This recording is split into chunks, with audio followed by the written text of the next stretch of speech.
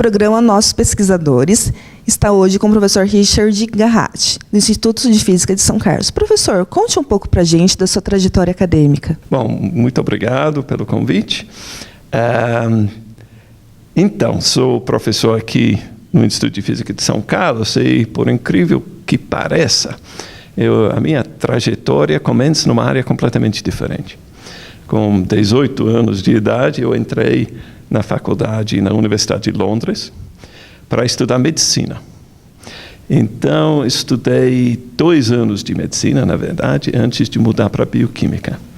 No Hospital Guy's Hospital, em Londres, que é muito famoso. Aliás, tem muitas doenças associadas a médicos que trabalhavam nesse hospital em Londres, que foi fundado em 1721, se eu não me engano, muito tradicional. Provavelmente todo mundo já ouviu falar de Hodgkins, a doença de Hodgkins. O Hodgkin, ele era o curador do museu de patologia no Hospital Guy's em Londres. Mas logo, eu diria, no primeiro ano do curso, eu percebi que não era para mim a carreira de médico. Então, eu tinha muito mais afinidade pelas ciências básicas, entender as bases moleculares da vida, como de fato acontece a vida, o que faz com que a vida acontece, em nível molecular. Então, eu acabei desistindo de medicina. Eu acho que o povo de Londres ficou aliviado com essa minha decisão. E eu parti, então, para uma carreira mais acadêmica, mais científica. Então, estudei inicialmente bioquímica, no próprio Guy's Hospital, e depois mudei para um outro colégio, dentro da Universidade de Londres, Birkbeck College, que também tem uma tradição interessante. Foi fundado por George Birkbeck, acho que no final do século XIX, se não me engano, e era um lugar montado justamente para dar oportunidade para pessoas que trabalhavam durante o dia e que durante a vida não tiveram oportunidade de estudar. Então, todas as aulas eram dadas à noite. Então, todas as aulas começaram às 6 horas da tarde, iam até às 9, 10 horas da noite. Então, durante um ano, eu fiz um mestrado nesse Birkbeck College em cristalografia. E eu continuei, depois do mestrado, fiz mais 5 anos de doutorado.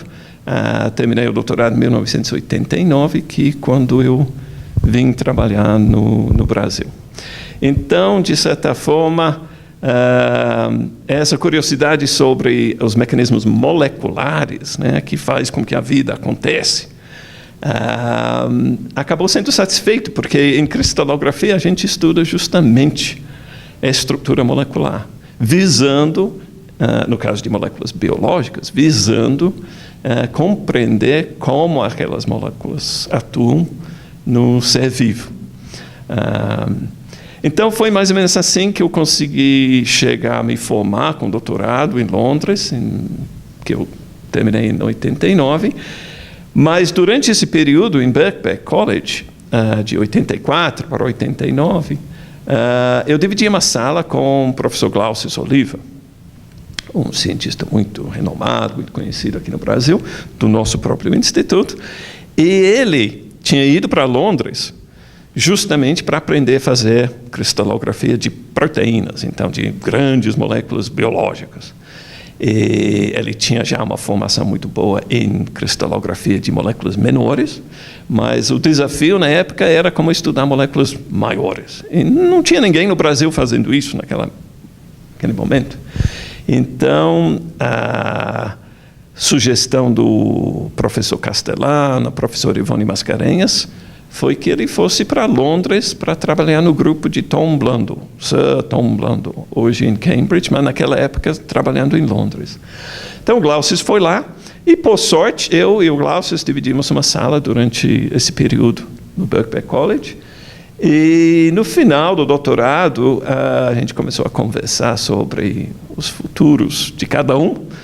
E Glaucius sugeriu que eu viesse ao Brasil para ajudar ele a montar um grupo aqui no Brasil. Acaba sendo, na verdade, o primeiro grupo de cristalografia de proteínas, não só no Brasil, mas na região como um todo, provavelmente na América do Sul como um todo. Eu, pelo menos, desconheço um grupo bem estabelecido antes da gente.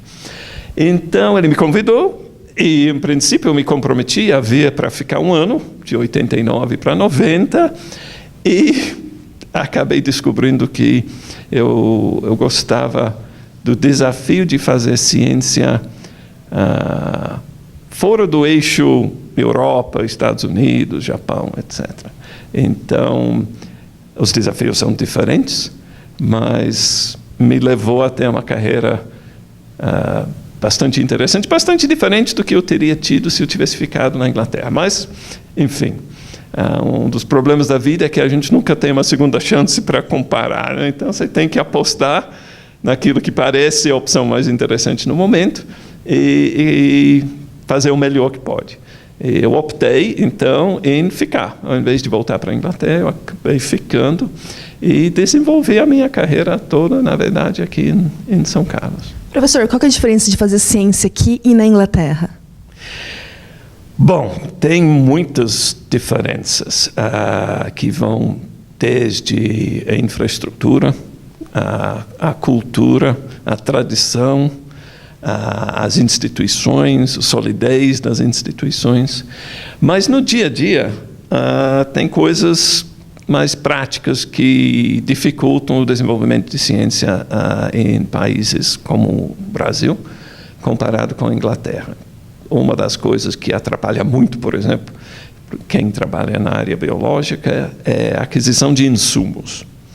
Insumos que frequentemente são delicados, estragam com facilidade e precisam ser importados. Então, nós temos dificuldades em vários momentos, desde a burocracia, a falta de representantes no Brasil, a falta de disponibilidade. Então, eu posso te contar um exemplo, que em novembro do ano passado nós decidimos que precisávamos adquirir um anticorpo para fazer um experimento específico, em novembro do ano passado. Esse anticorpo chegou em julho desse ano. E, ao chegar e fazer o experimento, a gente descobriu que o anticorpo não serve, porque o que foi vendido não foi o que foi prometido. Então, isso leva 8 meses simplesmente para você descobrir que o experimento é inviável. Na Inglaterra, você receberia o anticorpo uns 2, 3 dias depois de ter encomendado. E aí você saberia imediatamente se funcionava ou não funcionava. Então, isso é uma das dificuldades. Mas tem muitas outras coisas culturais que são diferentes aqui. Aqui, por exemplo, as pessoas frequentemente não têm o hábito de questionar outros profissionais. Então, o pesquisador frequentemente não quer ofender outro pesquisador fazendo uma pergunta um pouco mais pontuda.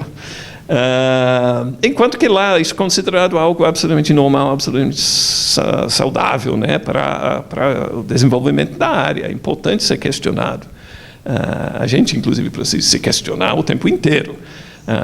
Um cientista que não é cético sobre o seu próprio trabalho não é um bom cientista.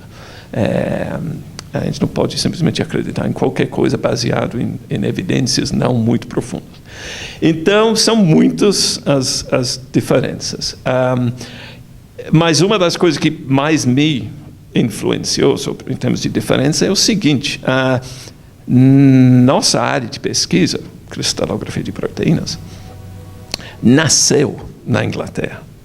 Os primeiros prêmios Nobel para a nossa área foram dados para 2 cientistas da Universidade de Cambridge.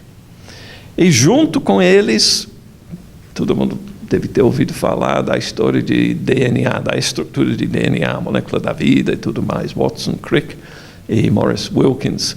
Isso tudo em 1962. Eles ganharam um grupo, o prêmio de Medicina e Fisiologia, outro, Química.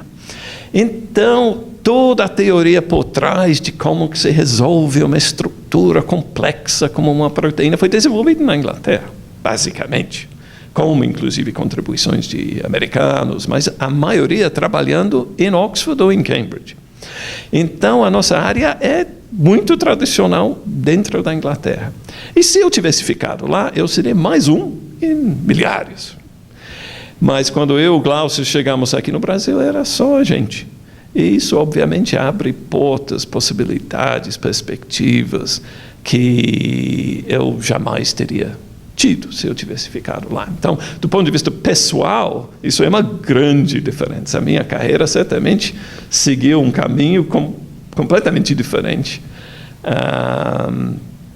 por estar aqui no Brasil, comparado com a carreira que eu imagino que eu teria tido se tivesse ficado lá.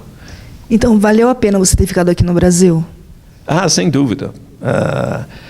Eu não sei se valeu a pena para o Brasil, mas valeu a pena pessoalmente para mim, porque eu acho que, como eu disse, eu tive oportunidade que eu não teria tido. Eu viajo pelo Brasil inteiro, eu gosto de dar aula, eu gosto de ensinar, eu desenvolvo até ferramentas para ensino, e isso não se limita apenas ao Brasil. Eu já faço bastante dessas atividades na Argentina, Peru, Chile, Uruguai. Países que provavelmente eu jamais teria conhecido se eu tivesse ficado lá. E tem sido, para mim, extremamente gratificante essa possibilidade de contribuir para o crescimento dessa área, o crescimento da ciência, especificamente a nossa área de ciência, aqui não só no Brasil, mas na região como um todo. Então, o que acontece hoje é que eu tenho um grupo relativamente grande de alunos peruanos que eu consegui trazer de lá para cá, achando orientadores em diversos lugares, fazendo mestrado, fazendo doutorado. Obviamente não tem passagem grátis, eles têm que passar nas provas, têm que fazer a sua parte. Mas eu abro as portas, dando uma chance para pessoas de talento fazerem ciência e crescerem como pesquisadores, perceberem que são capazes de fazer pesquisa. Aqui no Brasil, que eu trago de outros países. E inclusive, eu tenho um grande amigo que fez doutorado comigo em Londres, que quando eu vim ao Brasil, ele foi e acabou montando uma empresa de biotecnologia, da indústria farmacêutica. E essa empresa cresceu, e foi vendido alguns anos atrás por quase $1 bilhão. E ele ficou muito rico com isso. Sentado numa mesa, tomando uma cervejinha com ele não muito tempo atrás, quando ele esteve aqui no Brasil de visita, eu consegui convencer ele que uma das coisas úteis que ele poderia fazer com esse dinheiro todo era fazer uma doação para o nosso instituto. E ele faz anualmente uma doação para o nosso instituto. E o que eu faço com isso? Eu uso esse dinheiro exclusivamente para dar oportunidade para alunos de talento de países na vizinhança que não têm condições de crescer como cientistas nos seus próprios países, mas ao dar uma oportunidade para eles visitarem o Instituto de Física de São Carlos, esses alunos percebem que eles são capazes e hoje eles ganham em confiança, eles fazem pesquisa fantástica. Todo ano na minha casa a gente faz um jantar peruano e eles vêm contar toda a pesquisa que está fazendo. E em Campinas, tem alunos em Campinas, tem vários em São Paulo. Eu tento ajudar a arrumar orientadores para eles. E é um jeito relativamente simples, com relativamente pouco dinheiro, de você fazer uma diferença, vamos dizer assim. Isso tem certamente trazido para mim um enorme prazer ver isso acontecendo. No Chile, tem um grupo no Chile que 15 anos atrás, quando eu comecei a colaborar com eles, quase 20 agora, não tinha nada de cristalografia lá, de proteínas. E hoje em dia eles já têm um sistema robótico para cristalizar proteínas, eles já têm gente treinado, já resolvem as suas próprias estruturas. É muito gratificante saber que você, de certa forma, plantou aquela semente e hoje está dando fruto e tudo mais. Professor, o senhor chegou a imaginar que seria professor um dia? Bom, como eu disse, eu achava que ia ser médico, né? Então, eu acho que não sei em que momento da minha vida que eu percebi que era isso, que era o meu destino. Acho que logo depois de começar a estudar medicina em Londres, eu percebi que não era a minha vocação. E basicamente a alternativa que sobrava para mim era ser pesquisador e professor. Então, não era uma decisão que eu tomei muito conscientemente, mas acabou sendo, eu acho que uma decisão mais ou menos natural, depois de ter percebido que medicina não era para mim. Vamos para um breve intervalo e voltamos rapidinho.